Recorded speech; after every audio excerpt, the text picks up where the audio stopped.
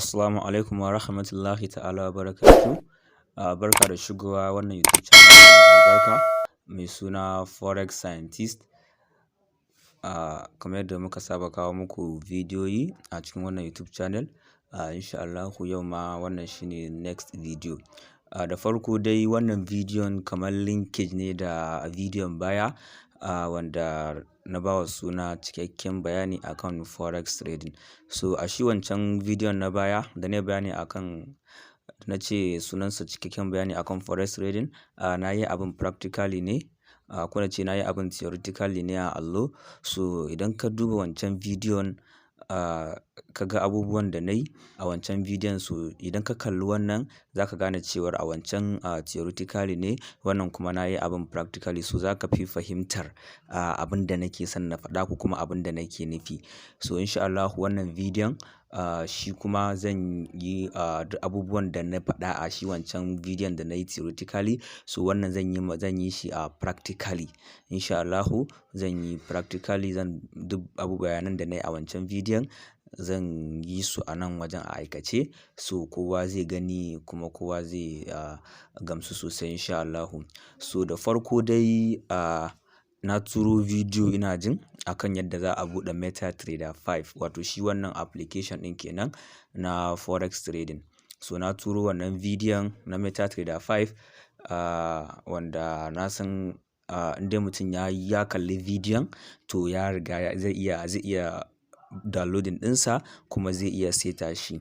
Saboda na yi bayani dalla-dalla yadda ake downloading ɗin MetaTrader 4 da yadda ake seta shi. So in case ma idan baka kalla ba, ka duba YouTube channel ɗin nawa, kai searching ka rubuta yadda ake buɗe MetaTrader 4, za ka gan shi. Za ka ga bidiyon, so sai ka kalla ka ga yadda ake setawa, sai ka seta shi. Bayan ka gama sai ka kalli next video wato cikakken bayani akan forex trading. So bayan ka kalli wannan tukunna sai ka kalli wannan. So a wannan bidiyon farko zan fara ta kan abubuwan da suka shafi shi wannan MetaTrader 4. So da farko mutum zai yi la'akari da wannan abubuwan guda huɗu ne, ina jin ko biyar ko shida kun gan su. Ga ɗaya nan, ga ɗaya nan, ga ɗaya nan, ga ɗaya nan, ga ɗaya nan, ga ɗaya nan. So wa'annan abubuwan da su za ka ringa aiki. Kun gan su nan? Wa'annan abubuwan guda shida, so da su za ka ringa aiki. Su wa'annan abubuwan kowanne yana maka indicate ɗin inda kake so ka shiga. So kun ga kamar na farkon nan?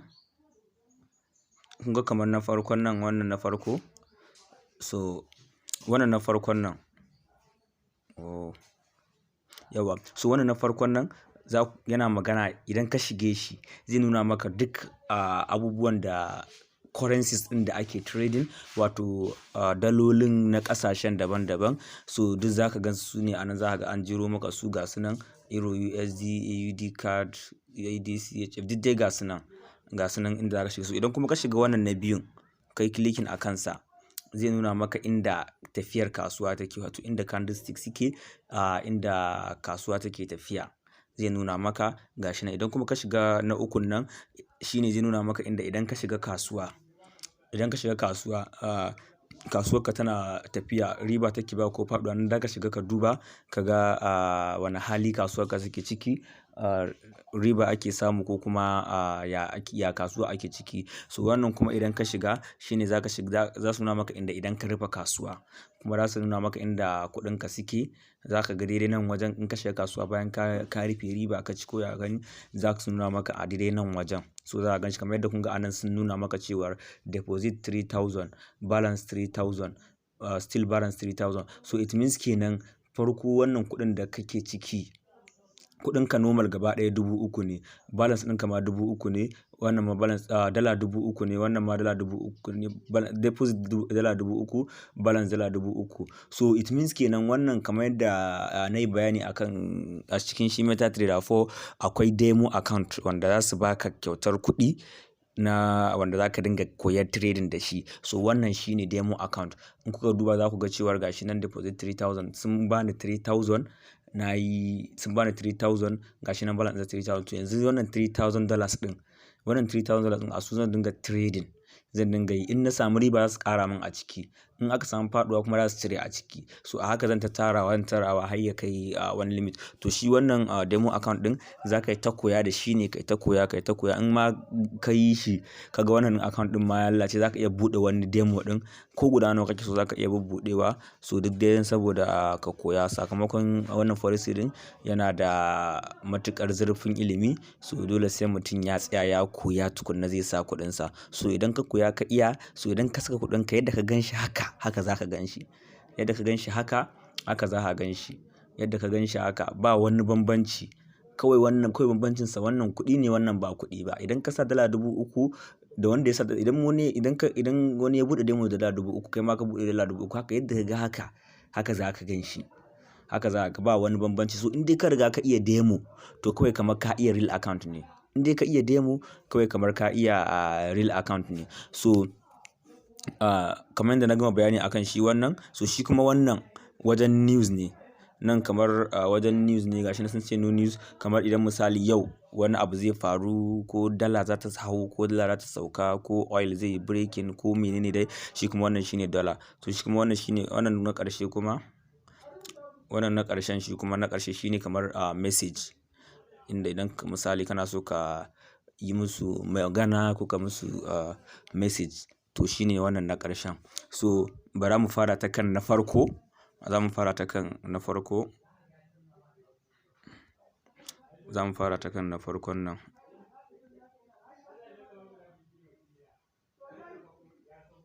Za mu shiga nan. Bara mu fara ta kan wannan na farkon. Yawwa. So na gama bayani akan waɗannan abubuwan guda 6 ɗin nan na ƙasa. Na gama bayani akan su. So yanzu next zan yi bayani akan su kuma saman nan wajen. Zan yi bayani akan nan wajen, haka zalika zan yi bayani akan nan wajen. So farko bara na fara yin bayani akan nan wajen. Idan na kai clicking akan nan wajen, kun ga ya fito muku da account. Nan inda zai fito muku da account ɗin da suke kan wayar kenan. So kun ga wannan sunan account ɗin, gashi nan Forex Scientist, gashi nan 1356, kamar wannan shine ID din shi wannan demo account ɗin. Wannan kuma ICM Capital demo ɗin nan, shi kuma shine kamar broker ɗin. So yanzu wannan wajen idan misali kana so ka buɗe wani demo account ɗin, so za ka yi clicking akan nan wajen. Idan ka yi clicking akan nan wajen, ya nuna maka open amount, to sai ka shiga nan wajen. Idan ka shiga nan wajen, bayan ya kawo ka nan, sai ka shigo nan wajen plus ɗin nan. Idan ka yi clicking akan wajen plus ɗin nan, kun ga zai nuna maka open a demo account. Sai ka shigo nan wajen open a demo account kamar yadda kuka gani a Meta 5. Sai ka zo nan wajen, sai ka zaɓi broker ɗin da kake so. Misali sai ka rubuta ICM broker. So misali ina so na ɗauko wannan broker ɗin, kun ga ba shi bane na ɗazu. So yanzu sai nake so na canja, so sai ka ƙara canjawa. Misali ina so na sa Forex Scientist misali 2. So gashi nan ina so na bar number waya na da email duk a haka. So gashi nan ga wajen name ɗin, ga wajen phone number, ga email ɗina, ga kuma forex type, account type, ga leverage, ga kuma USD amount, kamar kuɗin da nake so su bani. So in nayi clicking akan nan wajen, in ina so na rage, kun gansu nan, za ku gansu ga su nan da yawa. Ga $3,000, ga $5,000, ga $10,000, ga $25,000, ga $5,000, ga $50,000, ga $100,000, ga $500,000, ga $1 million, ga $5 million. So kun gansu nan duk gasu nan a jere. So in ka ga dama duk wanda kake so ka ɗauka daga ciki za ka ɗauka. In ka dama za ka ɗau babban kuɗi, in ka dama za ka ɗau ƙaramin kuɗi. So misali in ka ɗau wannan misali na ɗauki $5,000 ɗin. Na saka $5,000. So in ka gama sai ka shigo wannan create account ɗin. Sai ka shigo create account. Okay, yawwa. So kun ga nan sun yi magana akan sun ce specify. Bara mu ga. Okay.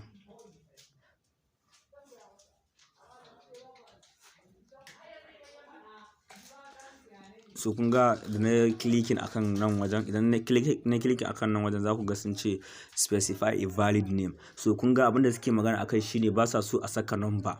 Kun ga da na rubuta Forex Scientist 2, kun ga da number nan shine ba sa so a saka. Bari na gyara, na goge number, bari na goge misali na sa Forex Scientist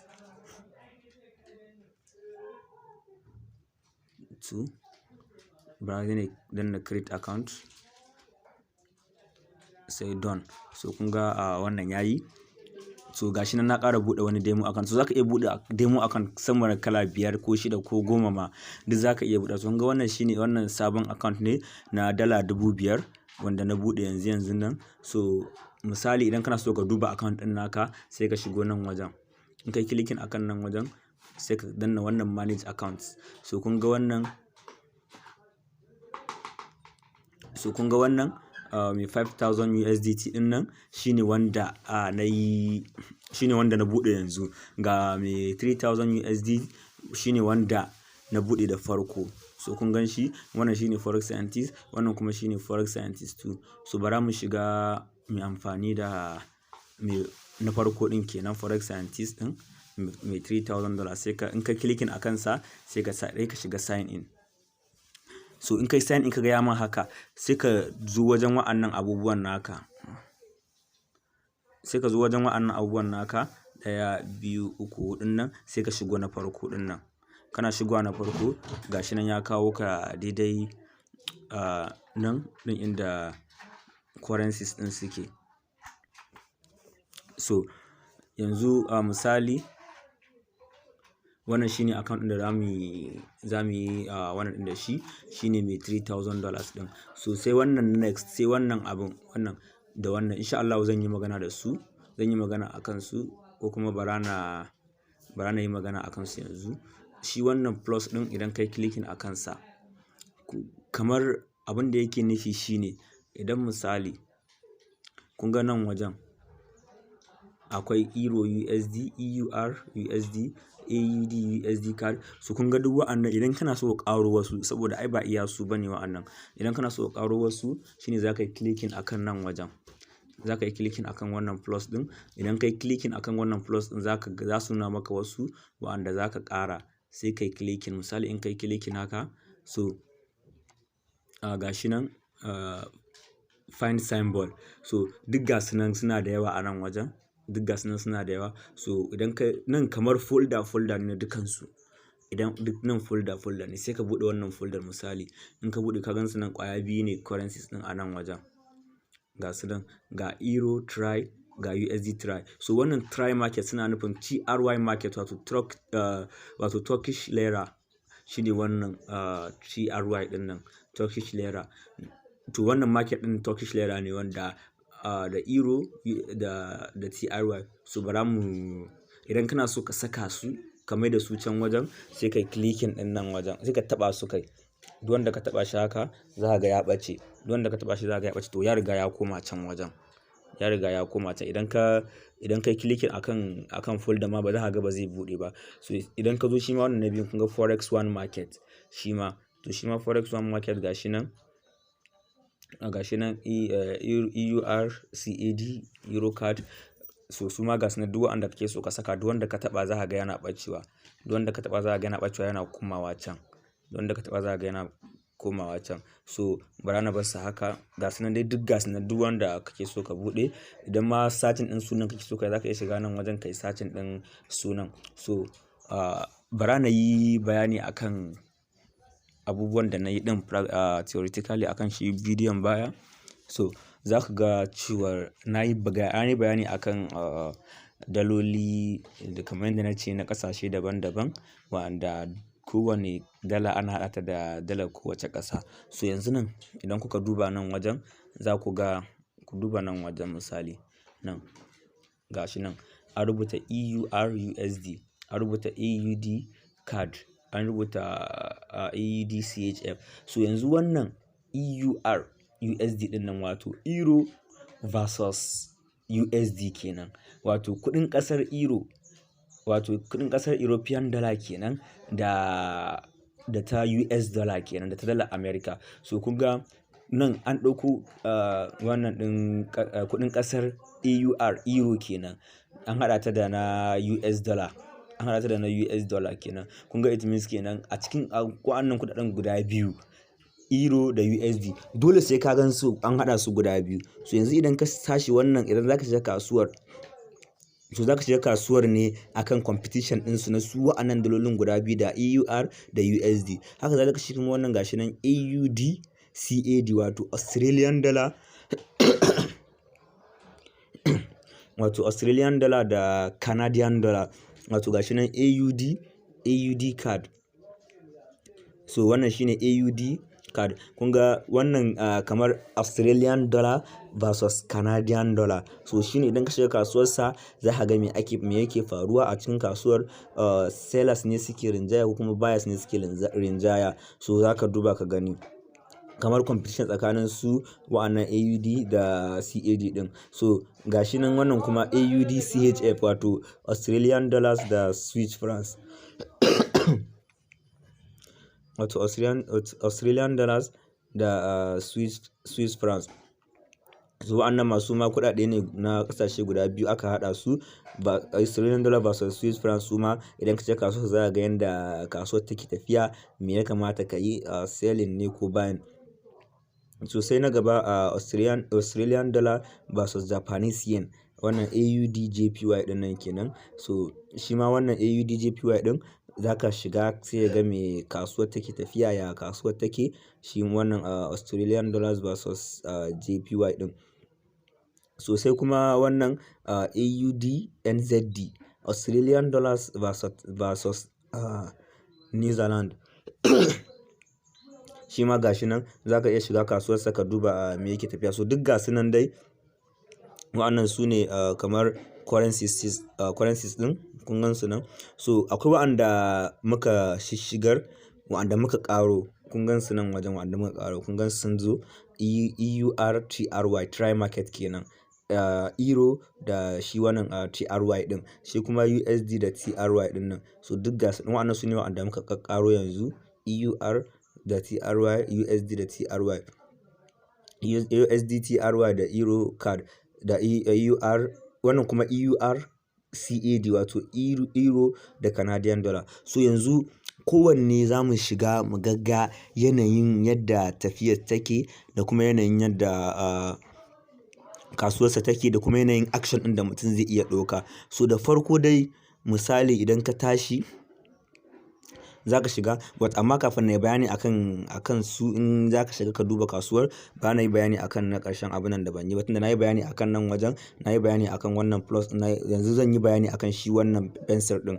So shi kuma wannan pencil ɗin amfaninsa shine idan kuka duba za ku ga cewa duk gasu nan, kun gan su nan, duk gasu nan kuɗaɗen su ne currencies ɗin in PS, duk gasu nan su ne currencies ɗin. So misali idan ina so na cire wani, idan ina so misali na cire shi wannan, misali wa'annan wanda na saka guda biyu nan, EUR/JPY din nan ko kuma USD/TRY din, duk wanda nake so na cire misali sun min yawa, ina so na rarrage wasu, to sai kai clicking akan wajen wannan pencil. Idan kai clicking haka, so za ku ga, kun ga yadda suka kawo maka su, kun ga yadda suka kawo su. So idan kai clicking suka kawo maka su a haka, to sai ka duba ga wanne kake so ka cire, wanne kake so ka cire. Ga EUR/USD, Euro versus US dollar, ga AUD Australian dollar versus Canadian dollar, ga kuma Australian dollar versus Swiss francs, ga kuma Australian dollar versus Japanese yen, ga Australian dollar versus New Zealand dollar, ga Australian dollar versus US dollar,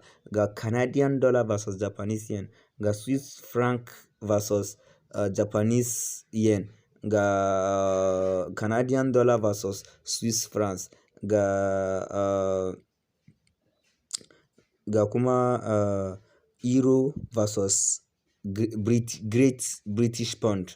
So wanne kake, duk wanda kake so ka cire daga ciki za ka cire shi, ko kuma kana so ka dawo da wani sama, ko kana so ka dawo da wani ƙasa, yadda kake so ka tsara abinka, to nan ne za ka shiga. Kun ga da ka shigo nan wajen, misali me kake so ka yi, idan kana so ka cire ne ko ka goge ko ka dawo da wani sama, duk za ka yi. To yanzu misali ina so na goge wasu, misali kana so ka goge, duk wanda kake so ka goge idan so kake ka goge sai kai clicking akan wannan wajen deleting din, za ka yi clicking a kansa idan kana so ka goge. Idan kuma kana so ka matsar da su ne, bari na fara nuna yadda ka matsar da su. Kun ga da suke haka, misali ina so na matsar da su, na juya su, ina so Australian dollar din nan ya dawo sama, ya dawo saman wannan AUD din. Misali ina so, bari na yi misali ta nan wajen. Misali ina so wannan euro din nan, USD din nan ya dawo ƙasan wannan Australian dollar din nan, sai kai haka ka dawo da shi haka. Kun gani? Kun ga kuka duba za ku ga cewar wannan AUD card din nan, Australian dollars versus Canadian dollar, ya dawo ƙasan wannan euro USD. To idan kuma so nake wannan AUD card din nan ya dawo can duk inda kake so dai ka kawo shi, za ka ɗauko shi ne ka jawo shi haka. Kun gani? Duk inda nake so na kawo shi. In ƙarshe nake so na kawo shi ma zan, kun gani? In ƙarshe nake so na kawo shi ma zan kawo shi. So duk inda nake so, ba na sa shi a nan. So kun ga na ɗauko shi daga sama na dawo da shi. To wannan kana so ka make din arrangement din duk shine zaka. Idan kuma so nake na cire shi gaba ɗaya ya fita, zan yi clicking akan wajen wannan deleting din. Nan clicking, ina yin clicking, so kun gan su nan duk gasu nan, kowanne an samu box. Kun gan shi an samu box, kowanne ga box. To wannan euro USD dalilin da yasa ga cewa ba su iya, suka nuna min cewa ba zan iya cire shi ba. Dalili shine saboda na riga na shige shi. In kana so ka cire dollar, ka cire currency, dole ba ka shige shi ba. Kun ga shi na shiga ɗazu lokacin da nake yin bayanin nan, na ɗan shige shi, shi yasa ga an nuna cewa ba zan iya cire shi ba. Amma ina so na cire shi, zan je na fitar da shi ne, na shiga wani. To in na shiga wani, to zan iya cire shi. To amma yanzu kun ga duk anan, duk wanda nake so na cire zan cire. Duk wanda nake so na cire zan yi clicking akan nan wajen box din nan. Wajen box din nan zan yi clicking ne. Zan yi clicking akan nan. Bari na cire wannan. Bari na cire Canadian dollar din nan ba su JPY. Ba na cire shi. Kun ga na yi clicking a kansa. To wanne kuma nake so na cire? Ba na cire na ƙasa da shi ma wannan. Ba na cire wannan shi ma. Ba na cire wa'annan biyun, da wannan EUR try da wannan USD wannan din nan try. So kun gani? To misali idan su kawai nake so na cire, kawai sai ka zo kai clicking akan nan wajen. So kun ga shikenan sun fita. Idan na koma baya, idan na koma back, idan nayi back misali, so duk zan ga duk sun fita. Kun ga ba ku gan su ba. In dai wa'anda na cire ne, za ku ga babu su a nan wajen. Kun gani duk babu su. Akwai wannan USD TRY nan da na cire guda biyu, da duk dai wa'anda na cire za ku ga babu su a nan wajen. So idan misali shi euro USD nan da ku ga na zo zan cire shi ya ƙi ciruwa, saboda idan kuka shiga wannan wajen chart din, idan kuka shiga nan wajen, shine akai. Kun gan shi na euro USD akai. To misali ba na shiga nan wajen. Misali idan ina so na cire euro USD din, sai na fita. Yawa sai na fita daga euro USD din na shiga. Misali ba na shiga AUD CHF din nan. In ka buɗe haka, in ka buɗe haka, in ka taɓa shi, sai ka shiga wannan open chart din. Bari ya buɗe. So immediately yana buɗewa zai zama na cewar in na koma can, to bara na koma can. Kun ga wannan ya buɗe ko? To bara na shiga nan wajen. So ina so na cire euro USD. Bara ku ga na shiga wajen pencil din. Kun ga na shiga. So na shiga, bara na shiga delete din nan. So ina euro USD din ne? Gashi nan a sama. Kun ga yanzu ya nuna alamar. Kun ga yanzu gashi nan ya nuna alamar zai ciro. Ba na clicking akan nan. Kun ga yanzu ya nuna alamar cewar zai ciro. In na taɓa box din nan, in na taɓa shi zai ciro. Shi kuma wannan wanda na shiga din, shi kuma ya zama na cewar shine ba zai ciro ba. So ka zo cirewa ka ga bai ciro ba. So abin da yasa bai ciro ba shine saboda ka shige shi. Yanzu kun ga euro USD da yanzu ban shige shi ba. Kun ga gashi nan in na taɓa shi haka kawai, kun gani kawai in na deleting zai fita. In na deleting ɗinsa kawai, idan na yi haka, na riga na taɓa box ɗin, yayi. In na deleting kawai, in na delete ya fita kenan. In ka koma can, ba za ku ga euro USD ba. Idan kuma ina so na dawo da shi, zan shiga nan wajen plus ɗin nan. Misali shine ma searching kawai, na rubuta euro USD. In kafin ma na gama rubutawa ma ya fito. To kawai sai na taɓa shi. sai na taɓa shi, ina taɓa shi shikenan kun ga ya riga ya tafi can. Kana taɓa shi za ka ga ya ɓace, to za ku ga ya koma can amma kun ga ya dawo ƙasa.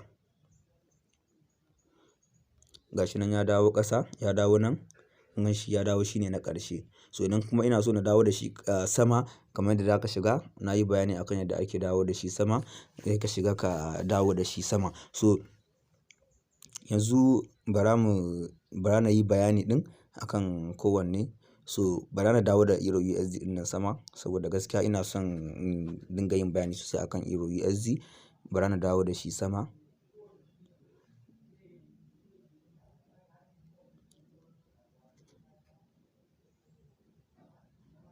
Yawa, so gashi nan na dawo da Euro USD ɗin sama. So kun gan shi a nan wajen, gashi nan ya dawo sama. So bara na fara ta kansa, bara na fara ta kan Euro USD sai na shiga. So idan kana so ka shiga kowane currency, farko abin da za ka yi shine sai ka taɓa shi. Ina so na shiga Euro USD misali na farkon nan, sai na taɓa shi. Kawai na taɓa shi ya nuna min option guda 4. Kun gan su nan? Ga su nan, ga new order, ga open chart, ga symbol properties, ga simple view mode. So sai ka wannan new order ɗin bara na ɗan yi bayani akan su guda 4 nan. Shi wannan new order ɗin yana nufin kamar idan ina so na yi buy ɗin ko na yi sell. Shi kuma wannan open chart ɗin yana inda ina so na buɗe na ga yanayin tafiyar kasuwar. Wannan kuma symbol properties ɗin, shi kuma idan ina so symbol properties idan ina so misali na duba yanayin properties ɗinsu na su shi wannan ɗin Euro USD ɗin. Wannan kuma simple view, idan ka mai da shi simple view za ka ga yanayin gaba ɗaya wannan ɗin currencies ɗin za ka ga ya canja. So idan ka duba za ku ga cewar yawa, so tunda already muna so ne mu ga shi chart ɗin wannan Euro USD ɗin, so kawai za mu shi wannan idan misali kana so ka ga chart ɗin wannan ɗin, za ka shiga shi wannan open chart, wato shine inda ake ganin tafiyar kasuwa. So shine inda ake ganin a yanayin tafiyar kasuwa. So misali bara na shige shi wannan open chart ɗin, ba na clicking a kansa. Wato kun gan shi nan na yi clicking akan open chart. So da farko dai idan ka buɗe shi a haka, ba na ɗan yi bayanin a kansa. Ignore. Yawa, so idan kuka duba kun gan shi nan wajen, da farko dai akwai abu na farko wanda mutum zai fara sani. Wato ko kuma dai bari na ɗauko bayanansu ɗaya bayan ɗaya. So shi wannan arrow ɗin, wannan abun, although dai yanzu ko da na yi bayaninsa zai ɗan zama na kamar ina ɗan rikitarwa ne. So but amma bari dai na yi bayaninsa kawai. Shi wannan arrow ɗin idan misali kana so ka duba yanayin pips, yanayin tafiyar pips kenan, yanayin tafiyar kasuwar. Insha Allah duk indai kuna biye za ku gane su abubuwan da nake nufi da su pips ɗin. Idan kana so ko kuma ka duba, kun ga wannan lambobin, idan ku duba lambobin za ku ga cewa akwai wajen da babu lambobi. Kun ga kamar misali na saman nan, kun ga 1.18580, 1.18515, 1.18450, 1.18. To kun ga ai daga wannan 1.18580 sai aka tsallake wajen nan sai aka sa 1.185. To idan kana so ka san wani lamba ne a nan wajen tsakiya, idan kana so ka san wa'ana lambobi ne a nan tsakiya tsakanin wannan 1.18580 ɗin da 1.18515 ɗin nan, lambobin da ke so ka sani a tsakanin su shine za ka taɓa wannan wajen. In ka taɓa shi haka, kun gan shi nan, to sai ka taɓo nan tsakiyarsa, haka sai ka jawo shi, kun ga wajen, kun gani? To kun ga inda babu lambobi ma za ku ga lambobi yana nuna maka. In kana so ga lambobi, kun ga nan gashi nan lambobin da yake suke tsakanin, kun ga akwai wannan lambun, akwai 1.18553. So wannan idan ka zo kana analysis ko kuma kana so kana irga pips, to a nan wannan abun yake amfani. So bara na yi bayani akan na biyu, wato wannan F ɗin. So ita wannan F ɗin, ita kuma ita ce take nuna indicators, kamar abubuwan da suke nuna maka direction ɗin kasuwa, su moving average, su Fibonacci retracement, su equidistance channel. So duk tana nuna muku a nan. Insha Allah su ma duk za mu zo kansu. To sai wannan, shi kuma wannan mai alamar dollar ɗin, shi kuma zai nuna duk abubuwan, zai nuna maka currencies ne na kasuwar. Zai nuna maka currencies, Euro USD, CAUD, CHF, duk dai ga su nan. To sai kuma wannan mai alamar kamar agogo ɗin nan, shi wannan mai alamar kamar agogo, wannan ɗin nan. shi kuma shine time frame. Kun ga idan ka taba shi za ku gan shi haka. So ga M1 wato 1 minute time frame, ga M5 wato 5 minute time frame, ga M15 wato 15 minute time frame, ga M30 wato 30 minute time frame, ga H1 wato 1 hour time frame, ga H4, ga D1, ga D1 wato 1 day time frame, ga W1 wato 1 week time frame, ga MN wato 1 month time frame. So wato wa'annan time frame da kuke gani duk idan kuka shiga yanzu kun ga nan, idan kuka duba nan kun ga a rubuta Euro USD ko aka rubuta M5 a nan wajen, ku duba ku gani, kun gani M5. So it means kenan wannan muna kan 5 minute time frame, wato nan muna kan 5 minute time frame. So abinda yake nufi shine duk lokacin da bari dai kawai dai yanzu ina yin bayani, insha Allah zan yi bayani akan shi candlestick din. Idan chart ɗinka yana kan 1 minute time frame, duk minti ɗaya sabon candlestick yake fitowa. Idan kana kan 5 minute time frame, duk minti 5 sabon candlestick yake fitowa. Idan kana kan 15 minute time frame, duk minti 15. Idan kana kan 1 hour time frame, duk awa ɗaya sabon candlestick yake fitowa. So duk wannan candlestick din insha Allah a bidiyon mu na gaba za mu yi bayani akan candlestick din. So shi kuma wannan na ƙarshe shi kuma shine inda za ka yi buy ko kai sell ɗin kasuwa.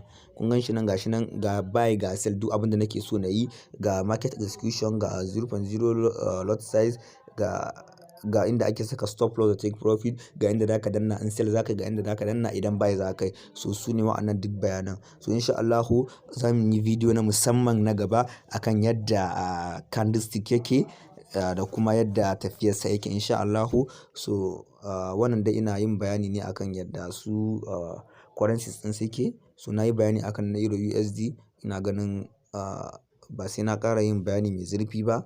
So ga wannan shi ma open chart, wannan kun ga shi ma ga yanayin tafiyarsa yana 5 minute time frame. So duk wanda ka shiga zaka ga kowanne, idan ka shiga zaka ga yadda nashi yake, za ga yadda nashi yake. Kun ga kowanne za ku ga yadda yanayin tafiyarsa yake, yanayin da candlestick ɗinsa yake insha Allahu bidiyon mu na gaba. So kar a manta a danna mun subscribing ta yadda duk lokacin da na ɗora sabon bidiyo mutum zai dinga gani insha Allahu. So Allah ubangiji ya taimake mu, Allah ya bamu sa'a.